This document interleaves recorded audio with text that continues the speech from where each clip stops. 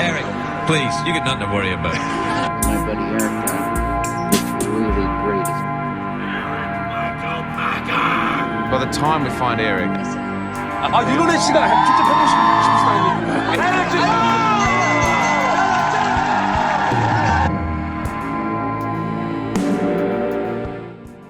Welcome to the new episode of the film itself.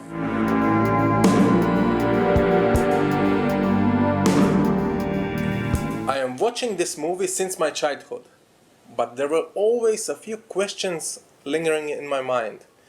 Which questions? Well, stay tuned. Spoilers! Spoilers! Spoilers!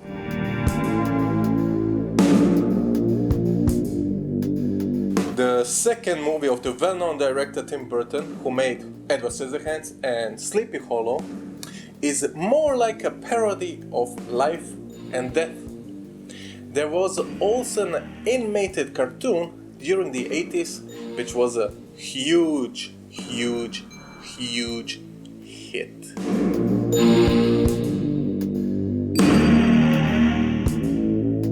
The lovely couple, Adam and Barbara, are dead after the opening titles. But they are not completely dead though, because the movie shows their life in their afterlife. And that's when Beetlejuice comes crushing into their lives.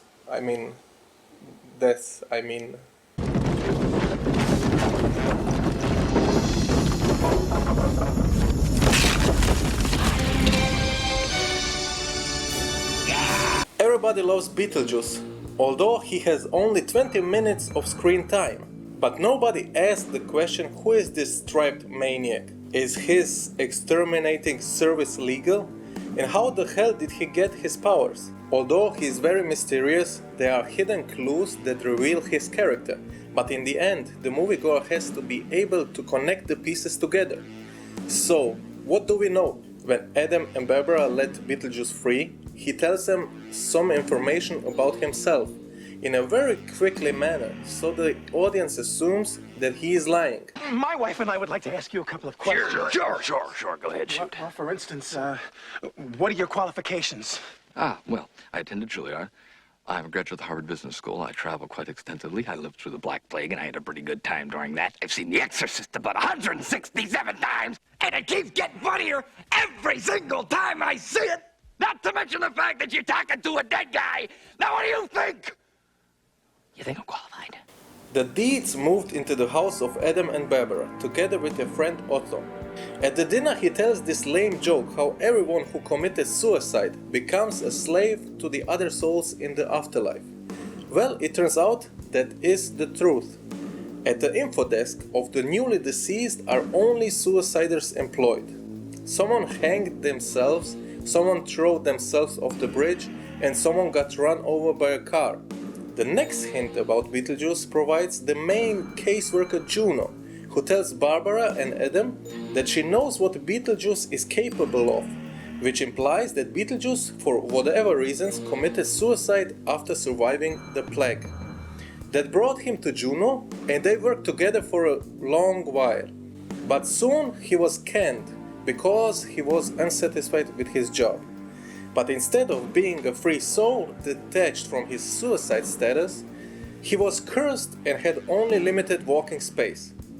One of the things included in the curse is that he can't say his own name. Why? Well, hey, you probably got your reasons, but the thing is, I can't do anything from over here. If you could get me out over there, then maybe we could talk or something. But, in order to do that, you gotta say my name 3 times. What's your name? Well, I can't tell you.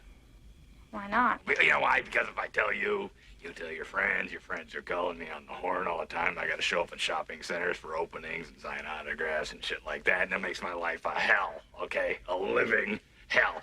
He can't exactly lie either. If he lies, it's fairly obvious. He lives in this prison which is similar to being trapped inside the genie lamp. Instead of robbing the lamp, one must say his name 3 times in a row, so he can be freed.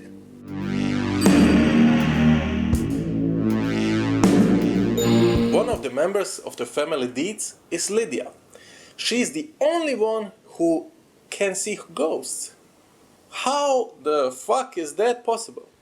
Lydia became the goth queen of the 80s because Tim Burton decided to make her the most depressed girl in the world.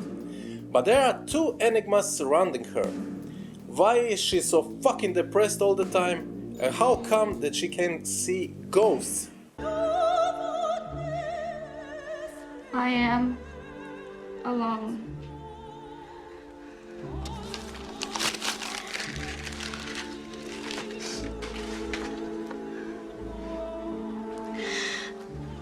I am utterly alone.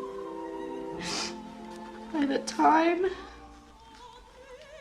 you read this, I will be gone.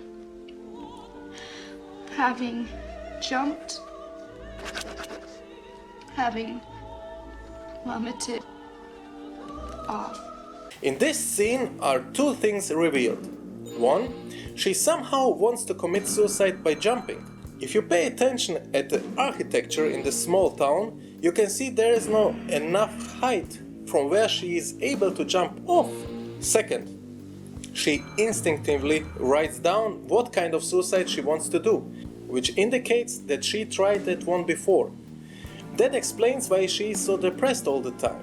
After her biological mother died, her father easily moved on, but she didn't. She tried to kill herself, which wasn't successful, but that gave her the ability to see ghosts. This whole movie is a love letter to Burton's favorite horror movies.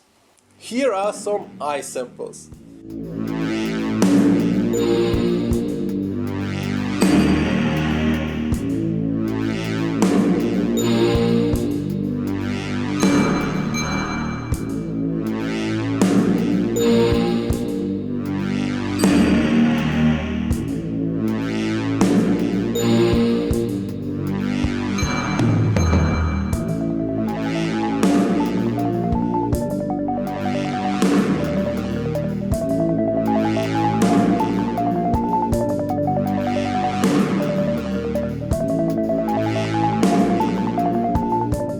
Many elements suggest that this movie is a parody.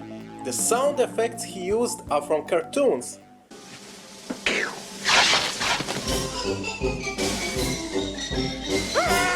And the movie has two completely insane dance scenes with the music from Harry Belafonte, which purposely destroys the horror atmosphere and creates a funny vibe. Shake, shake, shake, Sinora, shake your body line. Shake, shake, shake, Sinora, shake it all the time. Tim Burton's very brave concept, his brilliant performances of the actors, and a world where the dead are still living are the most successful formula which made this movie an all-time classic.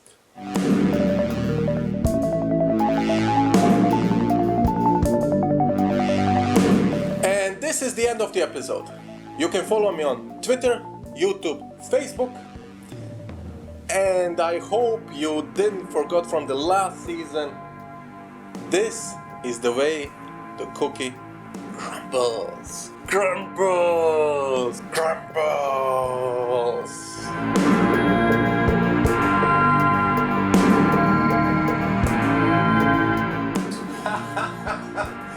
Second one. Spoilers are coming your way. We're dying. Film itself. It's recording, bitches. The second movie of the film itself and Planet of the Apes. Planet of the Apes. Film itself. Okay. Planet of the Apes. Spoilers. Film itself. Spoilers. Barbara. One of the members of the family. Spoilers. Is Lydia. Ha!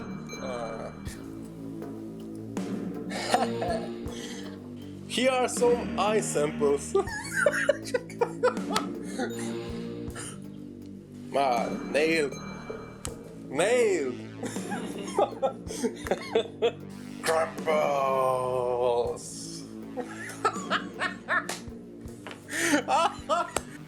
Wow.